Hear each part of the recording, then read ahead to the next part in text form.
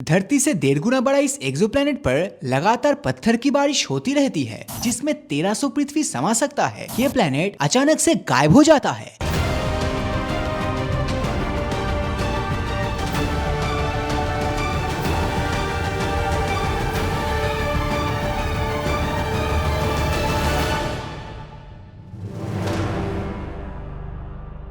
साल 2017 में नासा के साइंटिस्ट को एक ऐसे अजीब एक्सोप्लैनेट्स का खोज मिला जिसकी डेंसिटी एक कॉटन कैंडी जैसा था। वास्प 107b नाम की इस एक्सोप्लैनेट का साइज तो जुपिटर के जितना है, मगर ये वही जुपिटर है जिसमें 1300 पृथ्वी समा सकता है। लेकिन इसका मास धरती से 1300 गुना ज्यादा नहीं, बल्कि सिर्फ और सिर्फ 30 गुना ज्यादा है। यानी कि साइज में जुपिटर जितना बड़ा होने के बावजूद इसका मास जुपिटर से बहुत ही कम है। यानी ये साइज में जितना बड़ा है, रियल लाइफ में उतना ही हल्का है। इसीलिए साइंटिस्ट ने इस प्लेनेट का नाम कॉटन कैंडी रख दिया है। तो जिस तरह रिसर्च करने पर धरती जैसे हैबिटेबल प्लैनेट्स साइंटिस्ट को मिलते आ रहे हैं, ठीक वैसे ही कुछ ऐसे प्लैनेट्स भी मौजूद है जिसका साइज, टेम्परेचर और एटमॉस्फेयर इतना ज्यादा unique and out of the world है कि आप बिलीव ही नहीं करोगे। और वैसा ही एक प्लैनेट है कोरोट 7b। धरती से 1.5 गुना बड़ा इस एक्सोप्लैनेट पर लगातार पत्थर की बारिश होती रहती है। यहाँ का सनराइज बहुत ज्यादा ब्राइटर इसलिए है क्योंकि ये अपने स्टार कोरोट 7 के काफी करीब स्थित है। ये दूरी हमारी धरती और सूरज के डिस्टेंस की तुलना में 60 गुना कम है, जिस वजह से इस प्लैनेट के ब्राइटर साइड का टेम्परेचर 2600 डिग्री सेल्सियस तक पहुँच जाता है, जिससे यहाँ का पत्थर पिघलकर पहले भाप बनता है और यही भाप ऊपर एटमॉस्फेयर में कंडेंसेशन प्रक्रिया के बाद फिर से पत्थर बनकर वापस से इस प्लैनेट के सरफेस पर गिरता है। कुछ थियोरिकल मॉडल से भी बताता है कि इस प्लैनेट पर लावा के ओशंस भी मौजूद है। एस्ट्रोनॉमर्स का मानना है कि कोरोट 7b प्लैनेट का फॉर्मेशन एक गैस जायंट के रूप में ही हुआ था और शुरुआत में इसका साइज धरती से 100 गुना ज्यादा हुआ करता था। अगला प्लैनेट है J1407b।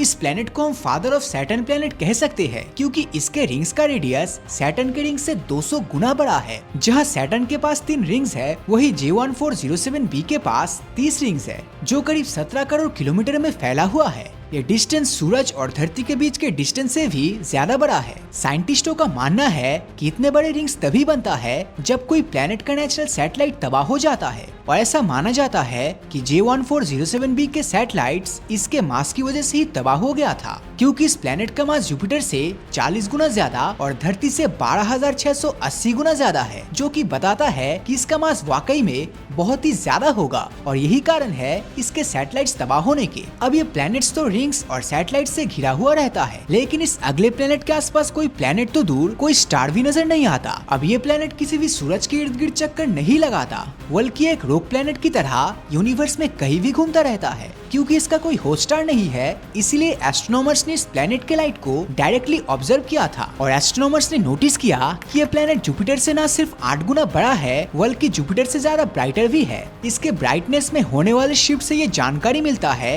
कि ये हर 5 घंटे में अपना पूरा खुद का एक राउंड मारता है। साथ ही इस पर करीब 800 सेल्सियस टेम्परेचर वाले बादलों का लेयर्स भी है। हालांकि इस प्लैनेट का फॉर्मेशन 1.2 करोड़ साल पहले ही हुआ था, मगर साइंटिस्ट को अभी तक इसके और इसके जैसे दूसरे रोक प्लैनेट्स के फॉर्मेशन कैसे हुआ वो पता नहीं चल पाया है। वास्प 12b जुपिटर से 2 गुना बड़ा यह गैस जायंट अपने सूरज का एक पूरा चक्कर लगाने में 10 या 12 साल नहीं, बल्कि सिर्फ 1 दिन लेता है और ऊपर से इसका शेप भी एक अंडे जैसा है। ये प्लैनेट अपने होस्ट स्टार के साथ मैटर एक्सचेंज करता रहता है और जैसे जैसे ये एक्सचेंज बढ़ जाता है, ठीक वैसे वैसे इसका स्पीड भी बढ़ता जाता है। साइंटिस्ट अब तक मानते थे कि इस तरह का मैटर एक्सचेंज सिर्फ और सिर्फ 2 स्टार के बीच ही पॉसिबल है, लेकिन वास्प 12b एक लौता ऐसा एक्सोप्लैनेट देखा गया है जिसके साथ अपने होस्ट स्टार का मैटर एक्सचेंज होता रहता है। इस प्लैनेट को खोजे जाने के लगभग 5 साल बाद हबल टेलीस्कोप के स्पेक्ट्रोस्कोपी मेथड से पता चला है कि जब भी इस पर सॉलिड सरफेस रहा होगा, तब वो सरफेस ग्राफाइट और डायमंड का बना हुआ होगा। इसीलिए कुछ साइंटिस्ट ने इसे एक डायमंड प्लैनेट के तौर पर पेश किया था, लेकिन साइंटिस्ट मानते हैं कि इसके एटमॉस्फेयर में मौजूद ज्यादातर कार्बन मोनोऑक्साइड और मीथेन के फॉर्म में मौजूद है।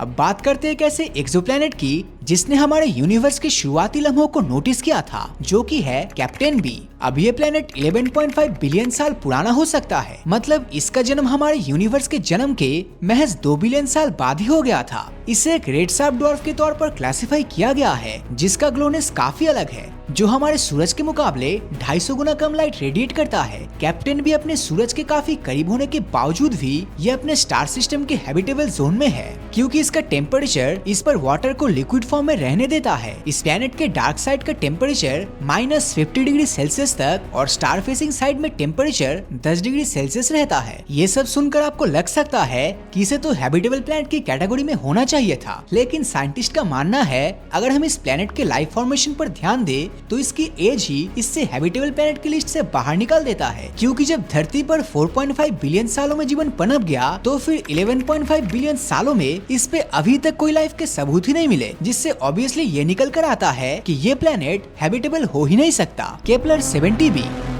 अब चलते हैं सिग्नस कॉन्स्टेलेशन की तरफ, जहां करीब 650 लाइट ईयर दूर केपलर 70b नाम का एक प्लैनेट मौजूद है, जिसको खास बनाता है इसका टेम्परेचर। ये प्लैनेट हम इंसान द्वारा अब तक खोजा गया सबसे हॉटेस्ट एक्सोप्लैनेट है। इसका टेम्परेचर 7389 डिग्री सेल्सियस है, जो हमारे सूरज से भी लगभग 1500 डिग्री ज्यादा गर्म है। इसका स्टार केपलर 70 एक समय हमारे सूरज के जैसा ही एक सिंपल सा स्टार हुआ करता था, जबकि केपलर 70 भी जुपिटर की तरह ही एक गैस जायंट प्लैनेट था। करीब 2 करोड़ साल पहले ये स्टार अपने रेड जायंट स्टेज से होकर गुजरा, जिसके बाद ये एक डेड स्टार में तब्दील हो गया और इसके स्टार सिस्टम के प्लैनेट केपलर 70b का सिर्फ हॉट आयरन कोर ही बाकी बचा। साइंटिस्ट मानते हैं कि ये प्लैनेट अभी भी भाप में बदल रहा है, जिससे इसका साइज और भी कम हो सकता है। फॉर्मलहॉट भी 2004 में हबल टेलीस्कोप द्वारा दूर स्पेस में गैस और डस्ट की एक डेब्रिस डिस्क खोजी गई थी, जिसके बारे में अनुमान लगाया जाता है कि इसका साइज जुपिटर से 3 गुना ज्यादा बड़ा हो सकता है।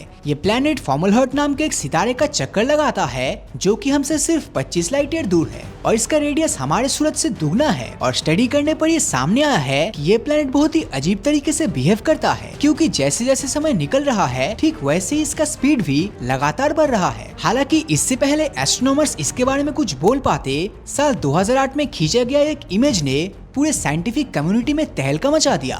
दरअसल इस इमेज से पता चला कि ये पहले बताए गए साइज से काफी छोटा है और इंफ्रारेड रेंज में इसका डिम ग्लो बताता है कि इसका मास भी धरती और मार्स के बीच का है। अब इसका साइज भले ही बढ़ रहा हो, पर इसकी ब्राइटनेस लगातार कम हो रही है, जिसको लेकर एस्ट्रोनॉमर्स का कहना है कि उन्होंने ऐसा कुछ पहले कभी नोटिस ही नहीं किया। लेकिन असल मिस्ट्री तो यही से स्टार्ट होता है, क्योंकि 2014 में ये प्लैनेट अचानक से गायब हो जाता है। इससे पहले इस प्लैनेट को लगातार मॉनिटर किया जा रहा था और साल 2008 में तो ये भी डिटेक्ट किया गया कि इसका साइज बढ़ रहा है और उसी के साथ इसका ब्राइटनेस घट रहा है। फिर इसका यूं अचानक से पूरी तरह गायब हो जाना साइंटिस्टों को परेशान कर रहा था। इस घटना के बाद रिसर्चर्स ने दोबारा रिसर्च करना स्टार्ट किया, जिसमें पता चला कि ये प्लैनेट असल में कभी एग्जिस्ट नहीं करता था, बल्कि ये तो एक डस्ट क्लाउड था जो कि 2 एस्ट्रॉइड के टक्कर से क्रिएट हुआ था। 2004 में हबल टेलीस्कोप ने फॉर्मलहॉट के पास एक ऐसी टक्कर भी डिटेक्ट करा था और यही कारण है कि शायद वही डस्ट क्लाउड एक्सपैंड होता गया,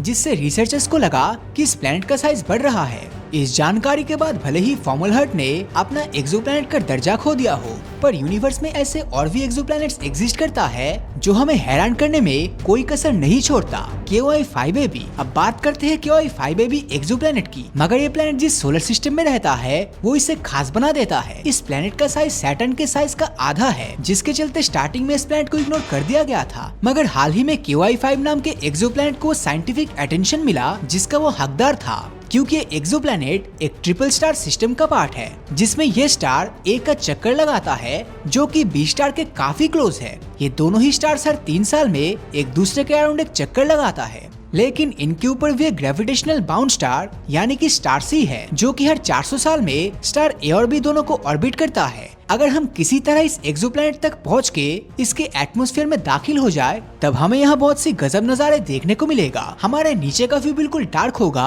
और हमें एक सन की जगह 2 सन दिखाई देगा, जिनमें से एक हमारे सूरज से 17 गुना ज्यादा बड़ा और दूसरे की ब्राइटनेस हमारे सूरज से आधा देखने को मिलेगा। हालांकि सबके बावजूद भी ये स्टार हमारे फुल मून से भी हजारों गुना ज्यादा ब्राइट होगा, जिसे हम खाली आंखों से नहीं देख पाएंगे। तो दोस्तों, इन सभी एक्सोप्लैनेट्स में से आपको कौन सा एक्सोप्लैनेट सबसे अच्छा लगा, नीचे कमेंट करके जरूर बताना। और अगर ये वीडियो आपको अच्छा लगा हो तो इस वीडियो को लाइक और अपने दोस्तों के साथ शेयर करना मत भूलना। और अगर अभी तक आपने हमारे चैनल को सब्सक्राइब नहीं किया है तो सब्सक्राइब करके नोटिफिकेशन बेल को ऑन कर दीजिए, क्योंकि मैं ऐसी वीडियोस हर हफ्ते लाता रहता हूँ। तो मिलता हूँ आपसे अगले वीडियो में, और हमेशा की तरह थैंक्स फॉर वॉचिंग।